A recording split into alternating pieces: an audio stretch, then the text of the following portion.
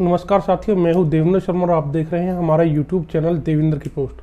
साथियों, आज उत्तर प्रदेश विधानसभा चुनाव 2022 का चौथा चरण संपन्न हो गया। चौथे चरण में पूर्व में संपन्न हुए 3 चरणों से कुछ अलग हटकर रुझान सामने आए हैं। चौथे चरण में 9 जिलों की 59 विधानसभा सीटों पर चुनाव संपन्न हुए।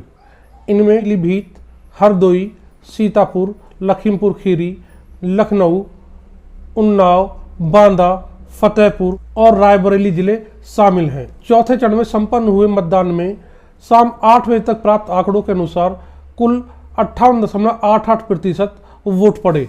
इनमें सर्वाधिक मतदान लखीमपुर खीरी जिले में हुआ। यहां कुल मतदान 64.71% रहा, जबकि सबसे कम मतदान उन्नाव जिले में हुआ।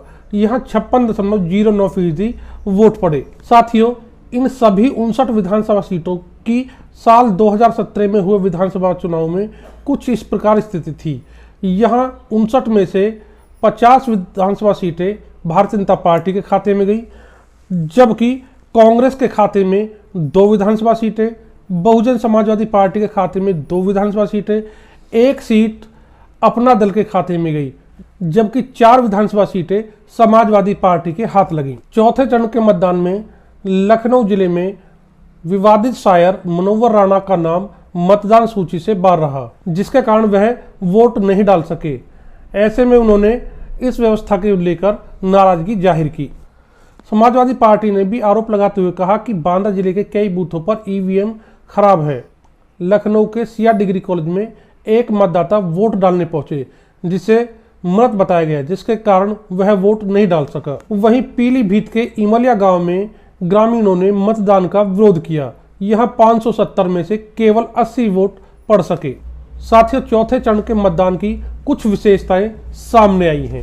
लखनऊ के मोहनलालगंज, बख्शी का तालाब और सरोजनी नगर विधानसभा सीट पर भारतीय जनता पार्टी और समाजवादी पार्टी के उम्मीदवारों के बीच कांटे का मुकाबला है। पहले 3 चरणों में कोई ना कोई मुद्दा अपने आप में महत्वपूर्ण था जो चुनाव को प्रभावित कर रहा था, जिसमें किसानों का मुद्दा, जातीय फैक्टर या कोई अन्य मुद्दा हो सकता था। लेकिन चौथे चरण के मतदान में जाति और राजनीतिक मुद्दे अहम भूमिका में दिखाई नहीं दिए। लखीमपुर खीरी के तिकोनी में हुई घटना को संपूर्ण विपक्ष सरकार के खिलाफ एक बड़ा मुद्दा बनाने की फिराक में था, लेकिन मतदान से पूर्व यह कोई मुद्दा बनता हुआ दिखाई नहीं दिया। लेकिन तराई के जिले सीतापुर, पीलीभीत और लखीमपुर खीरी के सिख बाहुल क्षेत्रों में इस घटना का असर जरूर दिखाई दिया। विपक्षी दल सरकार के खिलाफ जिन मुद्दों को एजेंडा बना रहे थे, चौथे चरण के मतदान में वह मुद्दे गौण दिखाई दिए। या यूं कहें कि चौथे चरण के मतदान से पूर्व विपक्षी दल सरकार को घेरने में लगभग नाकाम दिखाई दिए। चौथे चरण में जहां सरकार सुशासन और सुरक्षा को लेकर चुनाव मैदान में उतरी थी, वहीं विपक्ष विशेषकर समाजवादी पार्टी शिक्षा, रोजगार और गरीबी जैसे मुद्दों को लेकर चुनाव मैदान में उतरा था। समाजवादी पार्टी के मुद्दे ऐसे मुद्दे थे जो हर चुनाव में जीवित रहते हैं, भले ही सत्ता में किसी भी पार्टी की सरकार रही हो। यह ऐसे मुद्दे हैं जिनकी भरपाई 100% नहीं हो सकती, यह जनता भी समझती है। ऐसे में यह मुद्दे सरकार को घेरने के लिए नाकाफी साबित हुए। इस बार समाजवादी पार्टी ने जिस प्रकार जातीय समीकरण को साधते हुए टिकट वितरण किया, उसके द्वारा भारतीय जनता पार्टी को जातीय समीकरणों में जरूर उलझना पड़ा। कुछ जातियां भारतीय जनता पार्टी से छिटककर समाजवादी पार्टी की ओर जाती हुई दिखाई दी, लेकिन इस जातीय नुकसान को भारतीय जनता पार्टी के द्वारा दलित वोट बैंक में सेध लगाकर भरपाई करने का प्रयास किया। जानकारों के अनुसार और चौथे चरण से प्राप्त रुझानों के आधार पर कह सकते हैं कि भारतीय जनता पार्टी साल 2017 की स्थिति में लगभग बनी रह सकती है।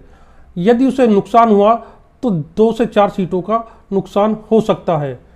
ऐसी स्थिति में चौथे चरण में भारतीय जनता पार्टी 45 से 50, समाजवादी पार्टी 10, कांग्रेस 2 और बहुजन समाजवादी पार्टी 2 सीट प्राप्त कर सकती है।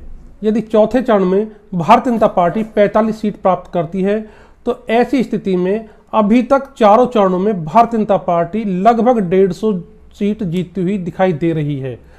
ऐसे में कह सकते हैं कि चौथे चरण के मतदान के बाद भारतीय जनता पार्टी उत्तर प्रदेश विधानसभा चुनाव में स्टीयरिंग सीट पर सवार हो चुकी है, जबकि समाजवादी पार्टी लगभग 70 से 75 सीटों के साथ भारतीय जनता पार्टी के मुकाबले पिछड़ती हुई दिखाई दे रही है।